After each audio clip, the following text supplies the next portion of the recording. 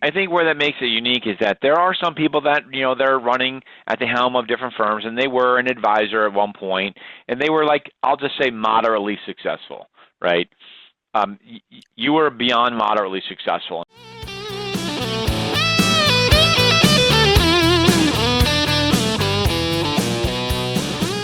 Welcome to Advisor Talk with Frank LaRosa, brought to you by Elite Consulting Partners. It's the only podcast offering unfiltered guidance and the direct advice for all things concerning financial advisors, RIAs, and the practitioners in the wealth management business.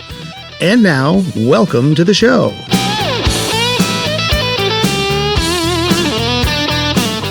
Hey, everybody. Welcome to Advisor Talk with Frank LaRosa. I am your host, Frank LaRosa, and I'm joined today by a very special guest, Rob Sechan, who is someone that I've come to really know and love and get along with really well for a lot of different reasons. One of them being racing, which probably doesn't surprise people, which we're not going to talk about on this podcast because we can go down a real rabbit hole there. Rob's a real racer. But anyway, so I brought Rob on, and Rob is the CEO and co-founder of NewEdge Wealth, as well as the co-managing partner of NewEdge Capital, which is there's a whole lot going on there. But bottom line is it's approximately $75 billion with a B in client assets, and it's broken down into various ways, which we're going to get into in a minute. So, Rob, welcome to the show. We finally got this together. How you been? I've been great, Frank. Thanks for having me. And I wouldn't call myself a racer. You're a real racer. You still do it. I'm long retired, so yeah. enjoy Well, talking with you about it, though. We won't get into why you're retired. So haven't been through that kind of stuff yet. So I'm retired because I couldn't hats off drive, to you. evidently. Yeah. Anyway, so listen, thanks for joining. And I know we were trying to get this. We were at a first time meeting in person. We were at a dinner in New York that you all hosted, and we just sort of clicked. We're like, we need to do a podcast. This will be awesome. And so here we are finally. So I appreciate you getting on the call. But listen, for a lot of people, let's just sort of jump right in, right? For a lot of the listeners, they may have heard of NewEdge, and they usually say NewEdge, but what people don't understand is there's NewEdge Wealth, there's NewEdge Advisors, there's NewEdge Capital Group. There's different iterations. So maybe let's just start for 2 minutes high level with your background, because I think it's unique for someone in your position running an organization like you're running. It's unique where you came from, right? And I don't want to ruin that surprise, so I'll let you explain where you came from, and and sort of your vision of what you're doing, and then maybe get into the differences, the different NewEdge channels. Sure, happy to do that. So, where I came from is Pittsburgh, Pennsylvania. I hope you didn't mean that's unique. Anyway, grew up there, all my formative years in Pittsburgh, went to business school there, Carnegie Mellon undergrad, Carnegie Mellon Business School. And then there was an allure of Wall Street for me after business school. I did start my career at Federated Investors, which is a mutual fund company in Pittsburgh, worked at the predecessor company to NewEdge, which was called Mid-Atlantic Capital Group, also in Pittsburgh, and then on to as an advisor at Morgan Stanley in the Greystone business, Lehman Brothers, and then ultimately UBS. And then founded the NewEdge Wealth business in 2020 as part of a platform company with Parthenon Capital. And that platform company, frankly, is the same company that I worked at in Pittsburgh. So that was their original platform investment that I had the opportunity to partner with and uniquely build this NewEdge Capital Group business on top of that platform. So it's been a lot of fun. I think what I would say to your audience is I'm probably just like a lot of them. I'm a career advisor. right? I did that at Morgan Stanley, where I started my career, did that again at Lehman Brothers, and again at UBS. So I wasn't going to change too much in what I decided to do professionally beyond that, but I knew there was this great migration, Frank, happening, and I kind of wanted to find the best way to serve my clients and advisors like me in that type of independent environment. And I think you're being humble. And so I'm gonna throw the towel down on that one. You weren't just an advisor at Morgan and UBS at the end, right? You were one of their largest, and I'm going to say one of their largest, right? But maybe perhaps the largest producer at the firm. And Definitely in that group of elite advisors at UBS at the end. I was fortunate to be in the higher end of yeah, some of the rankings, how they track that. But the way I think most advisors that are fortunate enough to be in that seat would describe it is we work with some great clients and did a good job, and ultimately that carried the day and allowed us to be as successful as we were. yeah. So So, I think where that makes it unique is that there are some people that they're running at the helm of different firms, and they were an advisor at one point, and they were like, I'll just say moderately successful, right?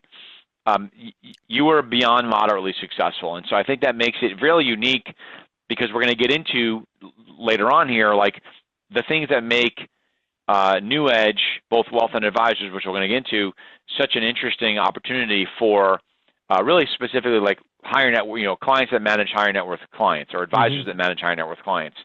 Because I think that you're Yeah, if bringing I, if some of I those can things just to the spend table. a second on what I think makes really exceptional advisors unique and enables them to continue to kind of distance themselves from that peer group Yeah, is number one, that they understand their clients' goals, ambitions, what they're trying to achieve, and they don't just understand it, they really want to understand it. So they want to kind of get under the covers with their clients and make sure that they understand all the ambitions that they have and how the role that they play might be able to play a big and meaningful part in those ambitions. But they also understand the organizations that they're part of, and they're part of organizations that can deliver really unique tools and resources, and they're masters at connecting those two, right?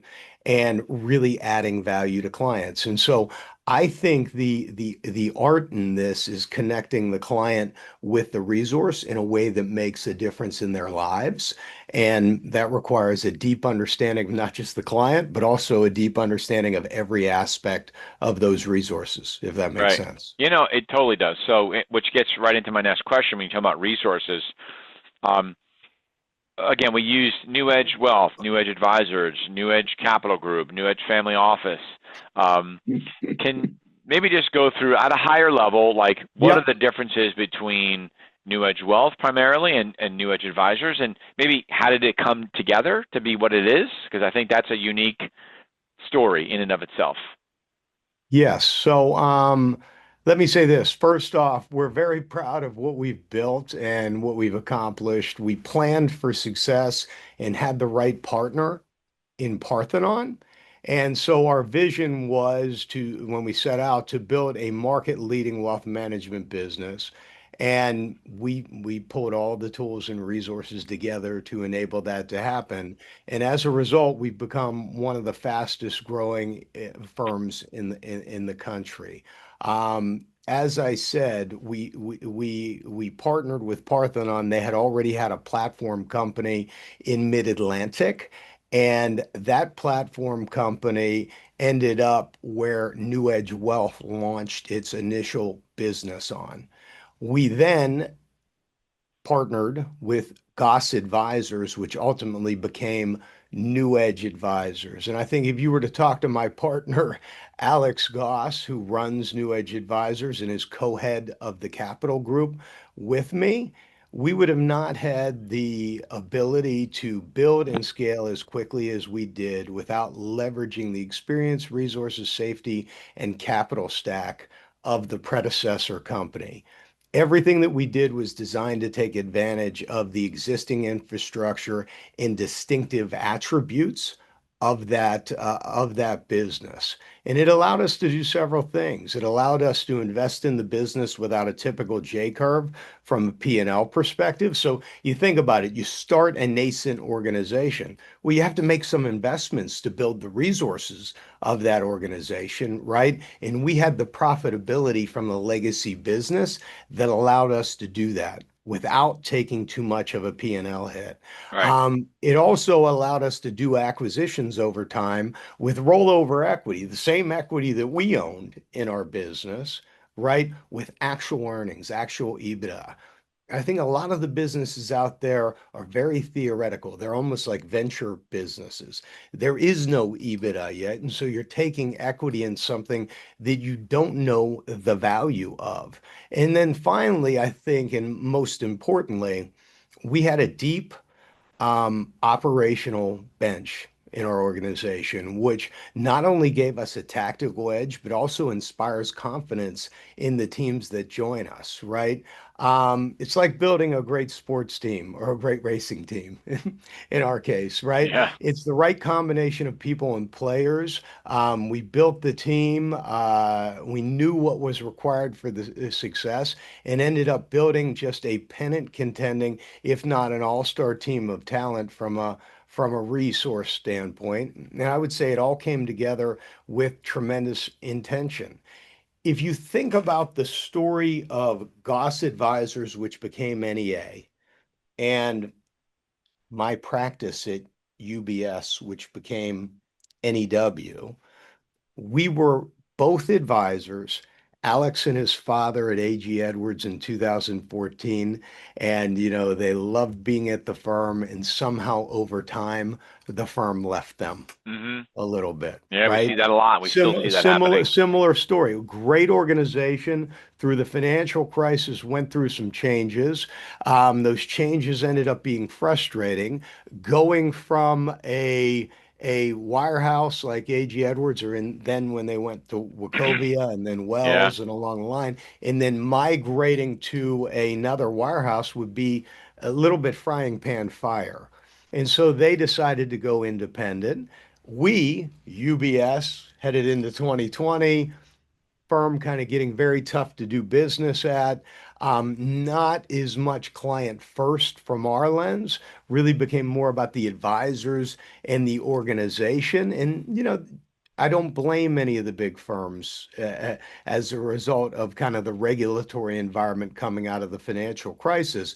But certainly there were a lot of changes that made it very difficult to be a client advocate in a surgical way. And so the firms kind of left us, and we kind of wanted to go to a place where we could help advise clients in a way that was in their interest, in their likeness. And so very similar stories. And the good fortune that we had is we all came together in 2020, late 2020, and built an organization that was really special, really different. And I think, created a lot of value for not just the end client, but the advisors that joined us along the way. So it is a big organization, but really with two key businesses that are designed to serve elite advisors and their clients. Now, do you feel like there's a different advisor that fits NewEdge Wealth versus NewEdge Advisors? I know had the fortunate opportunity to have a really good client recently join you all, which has been great, and maybe some others that are on the sort of on the I say on the 1 yard line maybe. Mm-hmm. But do you see, like, if I'm an advisor, what am I looking at as the main differences in terms of NewEdge Wealth versus NewEdge Advisors? Or are you looking at it like there is really no difference other than maybe an economic difference? Well, there is an economic difference, but realize that there are different types of advisors out there, and they have different needs. And I think our business is rooted in trying to make sure the right advisor gets to the right platform for them and their clients, right? That's really Yeah. the most important thing. And so when I think about, let's start with NewEdge Advisors. NewEdge advisors are really entrepreneurial advisors. They have their own formula for success. They know exactly what they want, what they need, and they want to build their practice in their likeness, right? And we help them with the operational resources. We help them get economies of scale. We help them incrementally at the margin. But these advisors know exactly what they want, know exactly what they need, and they're in a partner with us kind of on an a la carte basis. That's one audience, Okay. right? So supported independence, right. Got it.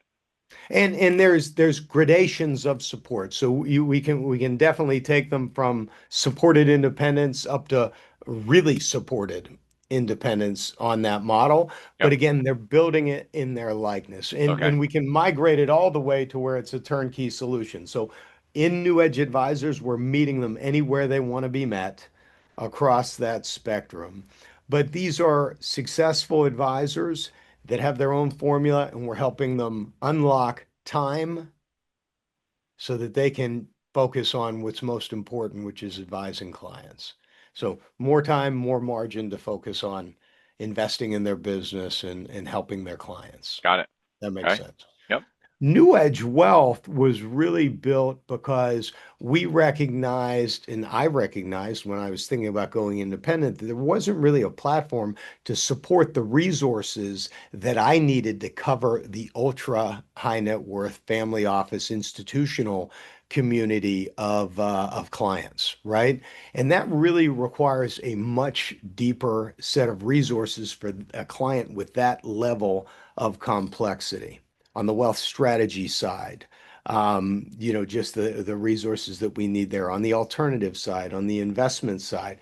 And so on the performance reporting side of the business, there's so many aspects of that business that require a very deep bench of talent to support and help cover complex clients. So you're going to typically see wirehouse advisors that cover bigger and more complex clients. They have a need for resources and they want to partner with a firm that has the same, if not better, resources than they're used to in the private wealth businesses that they're part of.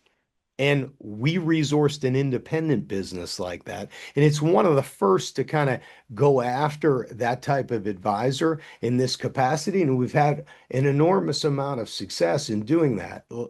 When I was looking to go somewhere, there's no firm that could have accomplished what I needed to cover the clients that I had. And so we decided what an opportunity to build that. Yeah, And I was going so to say, wasn't it's that the impetus for you to do this because you basically couldn't find what you were looking for? it was certainly one of the catalysts, right? And unfortunately, in order to staff accordingly for some of those resources, you needed to have the right partner. Yeah, you have to have a lot of capital to do that because those people, Yeah. those good people, they don't come cheap, right? I want to shift gears for a little bit because I think that gives a really good understanding of the I'll just call it the two main channels, right? I want to shift a little bit because there's a lot of conversation out there about multi-custody, hybrid models, all these different things, right? But what I think makes you all also unique is your ability to be multi-custody. And to the extent you can talk about it from your experience, especially from where you came from, right? What is the advantage of being multi-custody? And the deeper question is, how often do advisors actually take advantage of sort of being able to be multi-custody for a client or a group of clients? So I think the thing you have to focus on first is talking to clients about separating custody and advice. Those are two separate functions. And when we grew up in the business as advisors, we were always used to custody being married with the advice. And the reality of it is there's a lot of great custodians out there that do vastly different things. And, they're competitive with one another. And we all know what happens when there's competition. The product always gets better when there's Right. competition, right? And so I do think being multi-custodian is an asset, is an advantage, right? We have our preferred custodians in NewEdge Wealth, and we have our preferred custodians in NewEdge Advisors. And there's reasons because those businesses are slightly different. And and we have all those custody options across both businesses, but there is preferred custody options. The other thing is you work sometimes with your custody partners on referral programs. So I'm sure you know that Schwab has a referral program. Fidelity has a referral program, and that's one of the ways that we can help advisors grow in making sure that we're good partners to our custodians and they refer business into NewEdge. We have a much newer relationship with Goldman Sachs. It's been an incredible relationship thus far. And there's a certain audience of advisors that is going to want Goldman as their partner because the resources that they bring to bear in those custody situations are different and more specific for their type of client. So just like when we grew up in the industry and it started with picking money managers, Right. E.F. Hutton in the 90s, they were pioneers in that, Kidder Peabody and the like. I mean, you're picking great managers. Why shouldn't you be selecting the best at every critical service function that you need and have experts in-house that help you with that from money managers to alternative investments to custodians, to banking and lending partners, to capital markets partners, to research partners, right? And I have technical to technology partners. That's both on many facets of the business as it relates to technology. Technology is so powerful right now. Can help drive better price, better execution, better visibility into your assets no matter where they are, terrific risk management, right? Security selection, even planning softwares that help with efficiency. AI is totally changing everything there right now. The technology that we are seeing that everybody's worried about being so disruptive is actually very connective Hmm. with clients and with advisors and drives not only a better client experience, but a better advisor experience and ultimately a better outcome. So all these different resource providers that you sit in the center of, and we have subject matter experts to help advisors integrate that and deliver it to clients, whether it be built in their likeness or turnkey. And kind of the secret to being successful is actually our listening to advisors and making sure that we understand what they need, no different than being a successful advisor, and then matching them with the right platform. So when you think about if I'm an advisor, I'm hearing this and I'm like, wow, that seems like a lot. That seems I'm going to have a client, a high net worth client, and they have three different custodians or whatever. They're doing business all over the place. How do I manage that? How do I keep track of that? Right, So, for so someone that's you, new to the space, so Morgan Stanley advisor, Merrill Lynch advisor, right? They got their head down, they're in a bubble, so to speak, right? And they don't know any of these things, but this is an unbelievable platform for them. What does that mean to them in terms of usability? Because it sounds awfully confusing. So appreciate that. Appreciate that. I don't mean it to sound that way because typically what we're doing is we're identifying a principal partner for you, and you have the ability to go to a different partner if you have a client that needs that type of resource, and we will help you with that. But most of our advisor teams are picking one custody partner, and we're Got it. supporting that. So it's not like half your book's going here, half your book's going there. That's not how it looks. The majority of your book, if not all of your book, is going to go to one custody partner that is a perfect fit for the type of client that you work on. And if you have another client that happens to have a really unique need that's different than that, we have the ability to service that client within our ecosystem. But you're going to have one custody partner. Realize that it is seamless for you. You don't see that. You're not kind of interacting with the custody agent on a day-to-day basis. You're interacting with our home office team. So to you, as an advisor, it looks very similar to if you're sitting at Morgan Stanley, UBS, or Wells, or one of the other big Got it. firms. So you're an advisor and you work with high net worth clients and you primarily choose Schwab. Again, we're not going to get into which ones are better than the others. You Yeah. pick Schwab and you come across somebody at your club. He's like, hey, I have an account at Goldman. I'd love to work with you. In that case, he could actually work with that client, and that client can still maintain the relationship at or underneath Goldman. And so if it's because he might be getting deal flow, he might be getting private placement access, stuff like that he doesn't There want to might be a lose. reason that that client has to have a relationship with that custodian Right. for whatever reason. You think about if they're a private equity professional and JP Morgan's raising a lot of money for them. There might be a reason there. And the beauty of the technology that we have is it doesn't matter where the assets are. You see them in one place, your client sees them in one place. It is invisible to you, but it provides tremendous flexibility. Awesome. So let's move on. 'Cause you mentioned this a couple of times, and I think this is really important. When I talk to when I work with an advisor, my goal to them is not just to like move from firm A to firm B, right? That's really just a transaction, and if that's all you're looking to do, I don't know if it's going to work out for you. But a lot of it is like I'm at a place where I've either outgrown the firm or the firm has sort of moved away from what I'm doing, and I'm going to pick the new firm based on the resources that I'm provided and how I'm going to be able to grow better at firm A versus firm B, right? And your advisors, from what I've learned over time, tend to have exceptional growth rates. So talk about, without some of the obvious things like, your endearing smile and you getting on calls with them, right? But talk about why is it that your advisors that are coming to you seem to have, exceptional growth rates? You made one point about, you're part of, Schwab sends referrals, right? Maybe that's one aspect of it, but I can't imagine that that's a huge component, right? But what are the things that you are seeing the advisors that are joining you, once they've joined you, are tapping into that are getting them sort of exceptional growth? So one thing that my partner always likes to say is we don't water the weeds. So we're focused on elite advisors. These are mainly advisors that already know how to grow.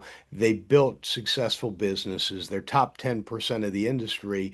And most of the time they're frustrated because the firm is kind of getting in the way of their growth. They're actually taking time away from them. And one of the main things that we do is we remove some of those obstacles, right? We're trying to be a tailwind and a great partner to our advisors and not a constant headwind. Just looking at compliance, we have a very simple mindset that our compliance needs to be great, but business friendly. We are here to be a partner with clients, kind of hearkening back to the merchant banks of yesterday, where they sat with their clients. They tried to help them solve problems, not within the construct that they had, but really trying to help them uh, solve whatever need they're trying to solve. And so just by unlocking some of that time, removing some of those obstacles, there's no doubt it allows really successful advisors to kind of navigate without the firm standing in the way and redirecting them all the time. That's one aspect of it. We also find that we've invested in a number of the parts of the business from a resource standpoint that we think by providing these critical resources for clients, these are things that clients need and want. Critical services. If you think about when somebody's picking a wealth management firm, they're picking them as a critical service provider to their family across a number of things. One is technology that unlocks all the things we talked about before, but just the most simple part of it is organization and bettering execution, right? Organizing data, bettering execution around that data. Number two, surrounding themselves with really smart people. Not smart people that work at the organization that's selling them something, but are true advisors that are looking across institutional provider. So they're saying, hey, what's best for you? Think about a mortgage, really simple. If you're working with any big bank, you're getting their one choice. What do they have that day? We are shopping 16 different banking partners for them to get them the best rate for their family, the best terms, those type of things. That's just a very simple example that I can use. Wealth strategists that work with their accountants, their CPA, their CFPs, and their tax attorneys, right? And trust and estate attorneys. Investment people that are really helpful in making sure that whatever they're presented with, they have a thoughtful and intelligent design around how to use it. And then just really unique access to certain products and services. No one firm has a monopoly on great ideas. It just doesn't exist. And so by availing ourselves to the best of what's out there, you've created a firm with a structural advantage that allows advisors to attract clients and thereby changes their organic growth rates. But it's rooted in the advisor. The advisor already, again, knows how to marry the client with the resources. So just by having the great resources, we know the best advisors are going to make those resources work for their clients. And as a result, we've seen above average growth rates. Now, we do have some referral programs, like you've outlined, one being the custodial referral programs. We also have inter-firm referral programs where our biggest advisors that are focused on the ultra high net worth families, the family offices, the institutions are getting opportunities that they're referring to our NEA channel. And our NEA channel is referring big opportunities into the NewEdge Wealth channel. They focus on different audiences, right?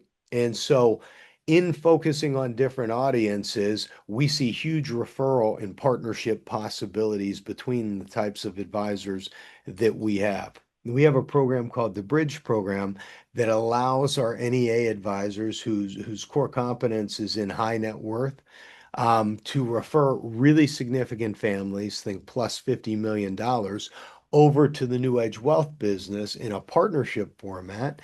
And we've had a lot of success this year alone. 2 billion in referrals have migrated from the one channel to the other and vice versa. So really powerful program that's run by one of our partners, Neil Turner, and it's been really successful. One Great. more thing, Frank, Yeah, that I yeah, that yeah. I that I would add to that. We have a great marketing team, and we've developed these niche strategies for athletes, for entrepreneurs. Athlete program we call Ascend, the entrepreneur program we call Onward. We have a family office strategy that we call Aligned. And so we've invested heavily from a marketing and resource standpoint in any one of those verticals, which are available to all our advisors that allow them to have a curated set of resources for a specific end client. And as a result, those clients are feel like they've been heard, feel like we've built a business that is directed towards them, and it makes it a much more comfortable decision for them to partner with NewEdge. And that also changes our the growth rate of some of So the these marketing team advisors. is out there promoting that type of business as an advisor specialty Yeah, on behalf of that advisor. correct. And actually leads into one of my questions. So on behalf of the advisor, and would you, is there a difference between, and I think there is, I just want to make sure I'm clear, is there a difference between the branding when it comes to NewEdge Wealth versus an advisor that's under your NewEdge Advisors platform?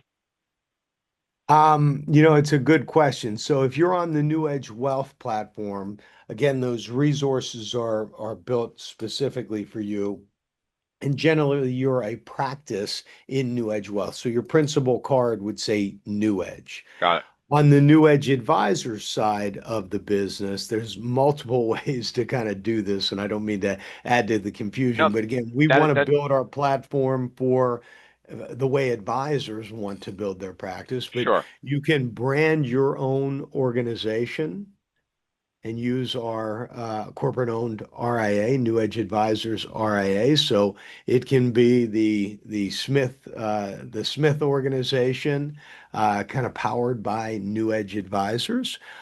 We have a card-carrying version of that. So let's say you've really had a great experience working with us. We call this our pillar channel. You've built a successful practice. You want to sell it to NewEdge. You can sell it into our ecosystem, become one of our pillar teams. These are teams that are rooted in financial planning. They do business exactly the way that, that values that mirror our values. And ultimately, we support them a little more. They then carry a NewEdge card. So on the Got it. NewEdge Advisors, there's a little more latitude in terms of how you do it. In the NewEdge Wealth, what we call the kind of curated resource model, where it's turnkey, you're carrying our card. Okay. It's NewEdge Wealth, and you might have the XYZ team or practice, more akin to what you would see at a private wealth business in a wirehouse. Sure. Yeah. And there's not, look, I think that there's no right or wrong answer there. It's just interesting on how to approach it.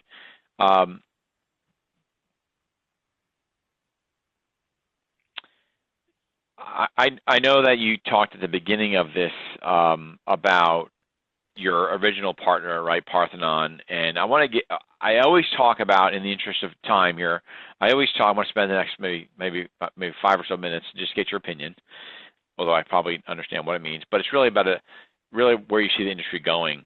But as more and more private equity firms come into our space, new money coming into the space, and I should disclose, not private equity necessarily, but family office money, the sort of the private money coming into the space, I'll call it, through all sorts of people. How do you see that evolving our industry? And then I'm actually going to get to one other point that you and I had a conversation with maybe a week or so ago about. I want to bring it back to you. But how do you see the evolution of our industry changing with more money coming into the space? I know it's a sort of an organic, large question, but I always like to get people's opinions about why is PE being good for you guys. I think we've addressed that a little bit, right? But do you see the industry continuing to evolve, or just becoming more of what we're already seeing? Well, every industry is going to evolve, right? So it's going to continue to evolve. I think investment allows that to happen more quickly, is what I would say. So I think it's certainly great for a couple of audiences. It's great for advisors and it's great for their clients, because anytime you have the momentum of investment in an industry, that's going to also drive better outcomes. There's only one reason that these private equity firms are investing, and that's to drive return capital to their own constituents. Right. Right? They're trying to make good investments.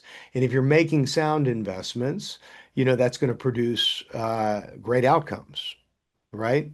I do think it's really unique, the space that we're in right now, because there's no doubt there's been a lot of investors that have invested in and around the space. And I can tell you that we would have not had the success that we've had here today without the right partner. I always say it allowed us to start halfway up the mountain, right? All we had to come in and do was execute on the strategy. We didn't have to set up base camp.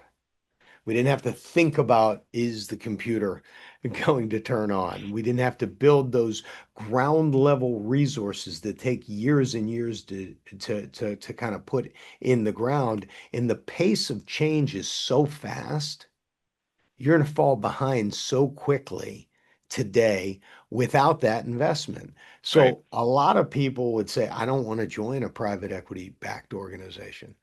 I would tell them that's a huge mistake, a huge, huge mistake, because or an organization with some material investor that's supporting the growth in investment in the business. When change is happening all around us at such a rapid pace, you have to identify changes that matter and really dive head first into making sure you're embracing the right changes.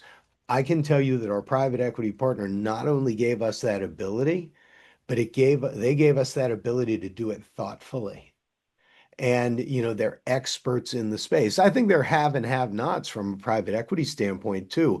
You obviously want a partner that adds to your capability from a thought leadership standpoint. I think so many firms out there, if we just had money without the insight, I don't think we would be where we are today. Right. Right? That's an asset. So where do I see it going? I think in 5 to 10 years, there's going to be 5 to 10 super RIAs.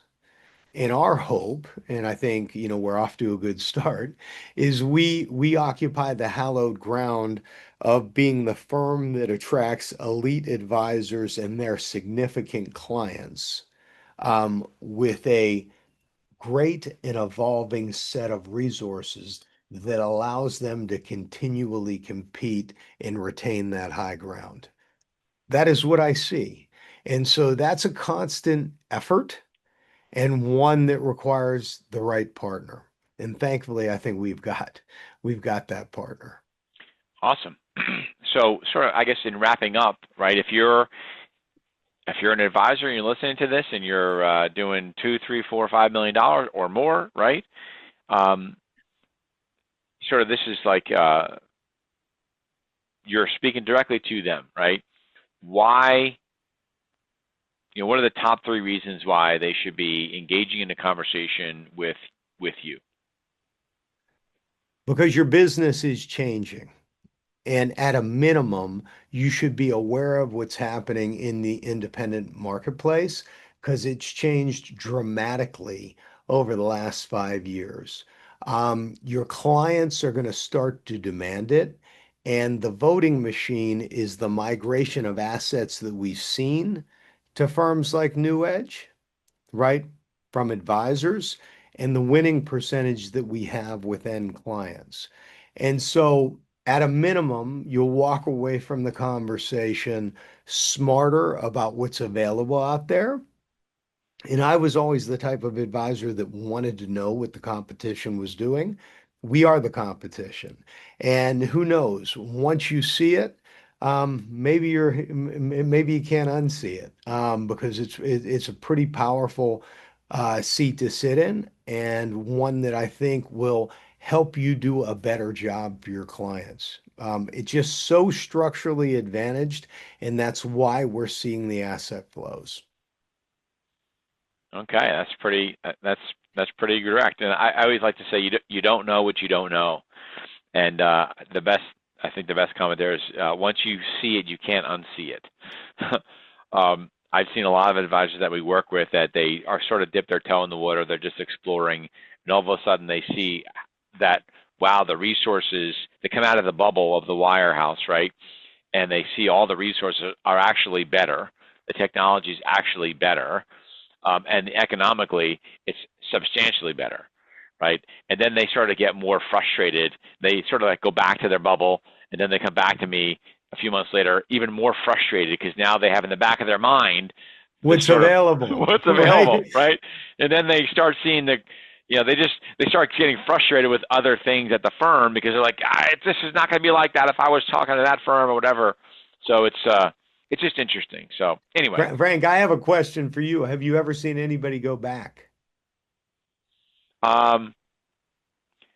I've seen people go back, and I think that there will be a trend with people that are going to go back, but not on the high end.